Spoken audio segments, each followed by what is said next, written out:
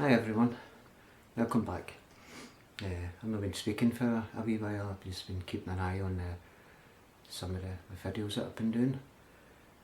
I thought today I would talk about what is it I don't like about myself and why is it I don't like it.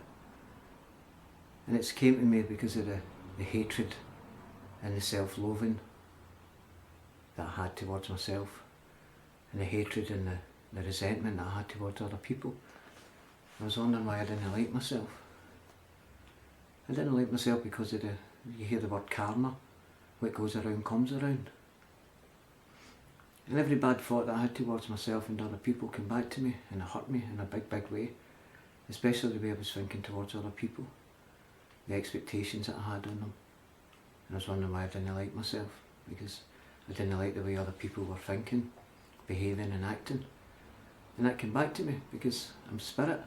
I'm a spiritual person, and when I'm going against the laws of spirit, then I'll pay the consequences for that. Because what I've learned throughout my life and what I'd read and things that I'd watched on YouTube, as I've mentioned in other videos, helped me understand myself. And through understanding myself I could understand other people. And understanding that we are spiritual and we are love and we are full of energy, positive energy, loving energy. And we create that energy through having positive, loving thoughts towards ourselves and other people. And when we're not generating these positive and loving thoughts, what else are we doing?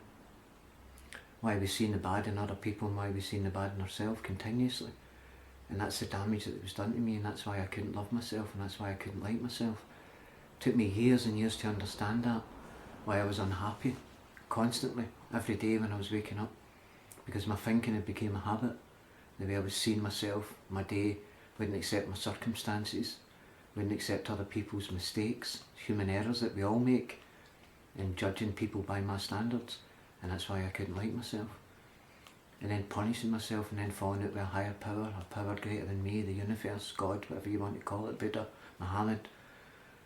And falling out with this power because of the expectations I had of this power and what I should be getting because of the things that I've done with my life.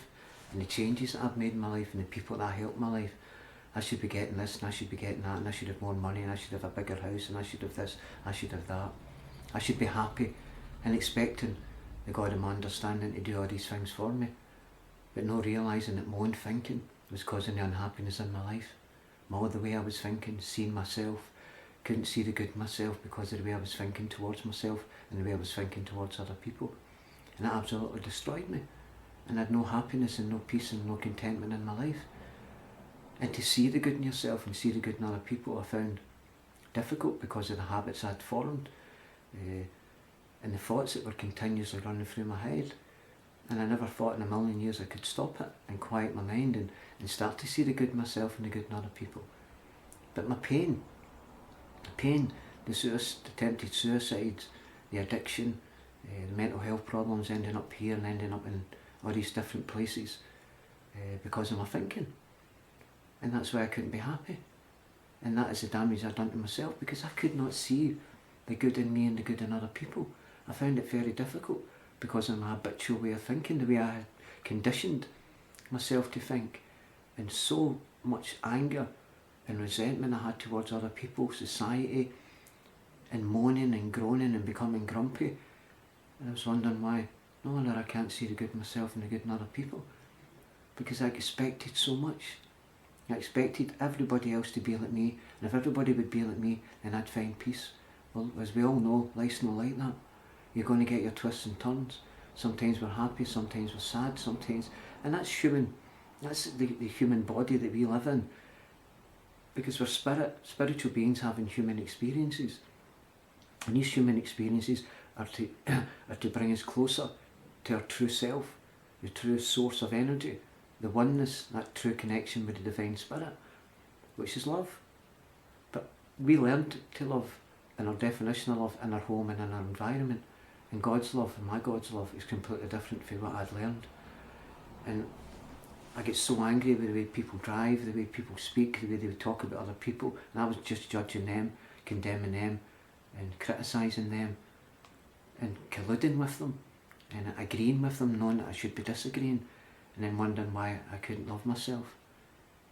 and couldn't be happy with myself, because I was going to bed at night and saying, I shouldn't have said that, I shouldn't have done that, because the Spirit's letting me know I've went against the law of Spirit and it's now hurting me, and I didn't know how to take responsibility for it. And I found that very, very, very difficult to change that. But through practice, continuous practice and a desire to be happy, because happiness is a decision. When we wake up in the morning, I'm going to be happy today, and nothing is going to destroy that. And allowing people to make their mistakes, but no colluding, being able to have the courage to walk away when people are talking about other people, gossiping and criticising other people, and no getting angry and feeling that. But remember, you only get seconds to change.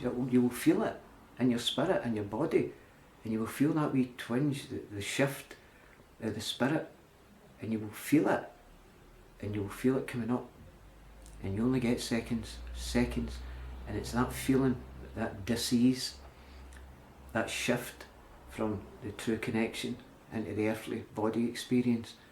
And when you feel that sensation, that horrible sensation, that's the Spirit speaking to us and saying, you have to change your way you're thinking, because it's not nice to see the bad in other people and see the bad in yourself. Try and see the good and understand that everybody here has got lessons to learn, and everybody we react to is our teachers, and that is where we learn, and that is where we measure our progress. We will keep going back into people, certain people, places, things and situations that we've been frightened of, that we've been angry and resentful towards, angry and frightened of, and we'll keep going back into them. What goes around comes around, and that's where you measure your progress. When you see, I didn't react that way, or I did react but I caught it. And the more you practice that, through that twinge and that shift in your spirit, where you feel the sensation in your body, you'll catch it and you'll see, I shouldn't be thinking like that. And it takes time, and you have to practice it on a daily basis. And through practice, you will learn to love yourself, through taking responsibility for the way you see yourself and the way you see other people. And the moaning and the groaning, looking at, as I mentioned before, the state of the roads. The government should be doing this, the government should be doing that, I shouldn't be doing this, I shouldn't be doing that. And really we're powerless over people, places, things and situations. We have no control over them. It's only ourself, our own thinking and our behaviours, our reactions and actions that we have control over. And once you master the self-control and self-discipline over your thinking and your behaviours and reactions, and life starts to become a lot easier, and you will see the difference in your life when you start taking ownership and responsibility. And that's where you see the goodness will come back into your life, and you will feel that connection. And it's when we disconnect from that true source of energy, the Spirit, the Divine Spirit, you will see that's us running on self-will. It's difficult, very difficult to do the will of the God of your own understanding. First of all, it's finding out that power, that connection through meditation and experiencing it. And when you experience it, you really know who you are, that you are spirit and you're powerful. And it's beyond your wildest dreams what you can do. But it's the same with depression, where I ended up in mental institutions through my thinking. Depression was through my thinking. I found it difficult to accept certain things that had happened in my life, and I didn't know how to deal with these feelings and emotions. And when a hurt person is hurting, it will hurt other people. Because when we hurt, we like to hurt other people, and that's no fair. It's no fair in us, and it's no fair in them. And I lost a lot of friends and family through my life and that because of my thinking. And I've learned today that just to be absent of all the negative thoughts and being able to recognise them when they come in, as I mentioned, the shift in your stomach and that horrible feeling, maybe butterflies, that is the sensation of the body telling you, stop it now, right on the spot, and challenge yourself and change your thought right away, and have the courage to walk away when you're in dangerous situations that you know is going to make you feel at dis-ease with yourself and other people. And that's why I couldn't like myself, and that's why I couldn't like other people. I couldn't see the goodness in them. I just couldn't see, and I paid the price for that at night time, because I've went against the law of Spirit, and the Spirit is love. And when I'm having these horrible thoughts towards other people, they shouldn't have said that, how dare they shouldn't have done that, how am I not getting this, how am I not getting that, self-pity, poor me's, causing me to feel depressed, and then on medication, and then I'm sitting there back in the squirrel cage again, caught and just going in this cage and no knowing how to get out it, because I kept telling myself, I can't change, I can't do this, I can't do that, and he shouldn't have said that, she shouldn't have done that. And it's always, I've no power or control. I can't make them take back what they've said or done. What I can do is not to judge them, but to understand that they're in pain as well. And that's what helped me immensely, was understanding my pain so I could understand other people's pain. And that stopped me judging, criticising and talking about them. And I don't feel sorry, because the word empathy replaced the word sympathy about 20 years ago. Because when I'm feeling sorry for people, I'm hurting. But empathy is to understand, to fit yourself into their world, into their shoes, and understand their pain, because you understand your own pain. And that is how I started to see the good in myself and the good in other people. And I know that everybody can do it. People who have watched me before will know a bit about my background and where I came from. And my purpose of these videos is to help people get an understanding. And it's like, you can do this through practice. I mentioned before, you want to learn a musical instrument, you want to learn a trade, you have to practice it, you have to do your homework, and you have to be willing to do it. And that's the same when it comes to change. You have to have this desire, because your pain has been so severe that you've been caught up in mental health problems your whole life, medication, institutionalised and conditioned. And through spirituality and looking at yourself and how your makeover, where you learned everything, was in your home and environment, you can start to break that down and start to quieten your mind and start to feel that peace and contentment which will come in through time, through practice. And the changes that you will make is beyond your wildest dreams.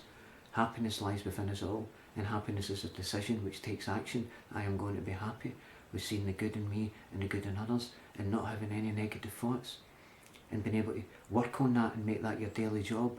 I'm going to watch what I think and watch how I speak, and I'm going to master it, and I'm going to be happy, because the only person that can make me happy is me. People can make me laugh, but they can't give me happiness. Happiness is a decision that I'm going to make for myself. We start seeing the good in me and the good in other people, and I hope and pray that everybody can get that, because it's not hard, it's difficult. When we say it's hard, it's a cop-out. And that's where this talk came from today, was listening to other people and seeing how unhappy they were, and trying to explain to them, your unhappiness comes through the way you see yourself and the way you see other people. If you're having all that negative thoughts towards them, anger, resentment and bitterness towards them, well, that's your thinking. So what you're thinking is going to cause the way you feel. As the saying goes, as you think, so shall you feel. And that's how I had to change my thinking. And it's difficult. But as I mentioned before, I've done that through reading, going onto YouTube, reading spiritual books, personal development books, and going and speaking to spiritual people who helped me understand my whole makeover and who I was. And in doing that, I found a bit of inner peace, and I just work on that each day. So I hope and pray that you can practice this, because it lies within every one of us. And I hope and pray that you learn to understand yourself through the other videos that I put on this collection. And I'll speak to you soon, very soon. And I thank you again for all the beautiful comments and the people that's viewed my videos over this past 10 months. And I'm very grateful for that. Thank you so much. I'll speak to you soon. Bye.